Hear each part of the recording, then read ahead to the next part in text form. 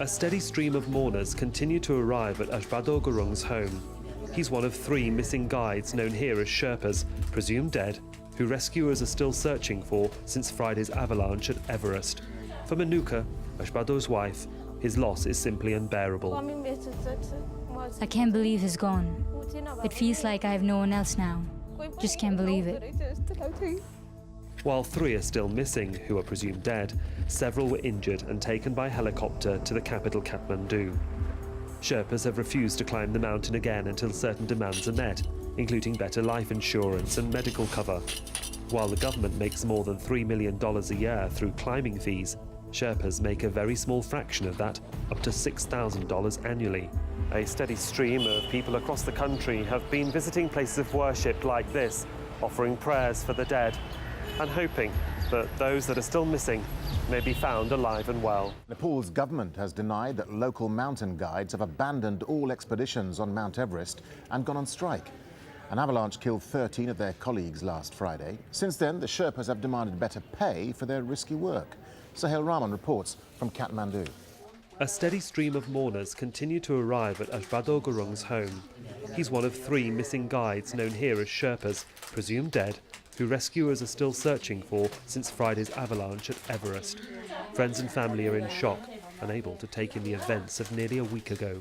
For Manuka, Ashbado's wife, his loss is simply unbearable. I can't believe he's gone. It feels like I have no one else now. Just can't believe it.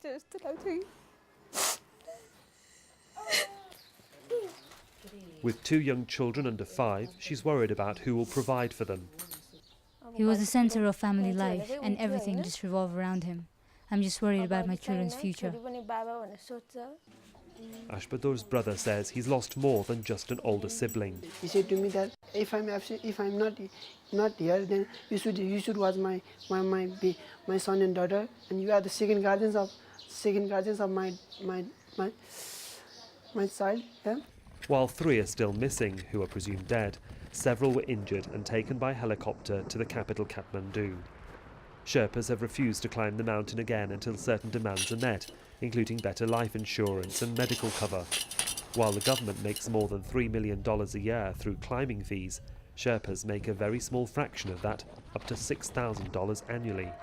Those fighting for more protection of the Sherpas are talking to the government.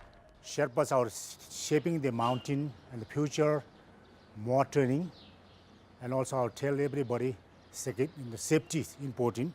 Back at Gurung's home, his family and friends are hoping that while time is running out, he'll be found alive. A week of unofficial mourning has been declared by the Sherpa community.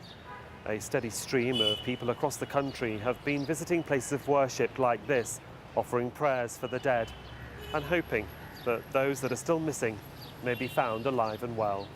Sohail, Rahman, Al Jazeera, Kathmandu. A strike in Nepal by local tour guides could have a direct effect on tourism. Last Friday's avalanche at Mount Everest in Nepal killed 13 Sherpas. Now they're refusing to work in dangerous conditions. Sohail Rahman reports from Kathmandu. Nearly 1,500 experienced Sherpa mountain guides work here across the huge Himalayan mountain range. They've learnt their trade over many years. Their knowledge of the environment is vital for climbers, yet they have very little life or medical insurance in an emergency. Their work is unpredictable and often dangerous. Demonstrated by the avalanche last Friday that killed at least 13 Sherpas. Trekkers like Teresa Williams say there needs to be more protection for the Sherpas. All the Sherpas are taking all the risk while the climbers get all the glory. The Sherpas are schlepping gear up and down like maniacs for weeks before the climbers go up, and they're the ones whose lives are at risk. It's not fair. It's the height of the tourist season in Nepal. Visitors from across the world are gathering. Nepal can offer what many other countries can't: great trekking holidays and the highest mountain peaks in the world. Tourism generated $39.1 million last year, attracting just under 800,000 visitors. It accounts for 4% of the national GDP. Yankila Sherpa is a former cabinet minister and very clear as to what the authorities need to do now. We should be very strong and push at the government to bring solutions, to implement all what they have promised as as compensations, you know, the financial compensations and the social management of the families that have been affected by this incident. Tour operators know that they need to act together to save their income and protect the guides. Accordingly, government should understand the facts that are involved in this system and do work closely with the private sector to come into an amicable solution where all three parties, government, tour operators and the people who are working in this industry are equally happy and satisfied. This country continues to mourn the deaths of the largest number of Sherpas, but for many here whose menfolk risk their lives each season, no, it won't be the last. There seems no sign that Sherpas want to climb any mountain. Government officials have now extended the permits already offered to climbers for another 3 years, giving them a validity of 5. So it seems that those groups that were at Everest Base Camp are packing their bags because the season to potentially climb the world's tallest peak has come to an abrupt end. Sohail, Rahman, Al Jazeera, Kathmandu. The death of 13 mountain guides in an avalanche last Friday continues to send shockwaves throughout Nepal. Many Sherpas are now refusing to climb Everest due to safety concerns. Sohail Rahman has spoken exclusively to a survivor of that avalanche and reports from Kathmandu. Managing to smile despite losing his friends in an avalanche. Speaking exclusively to Al Jazeera, Gaji Sherpa considers himself lucky to be alive. He was one of 6 who survived the disaster a week ago on Mount Everest. He didn't want to speak directly on camera, but told me that it happened quickly. He's been a Sherpa guide since 2008 and only started climbing a year ago. My family never wanted me to scale a peak or be a guide, he told me, but when you see the view from the top, it's magical.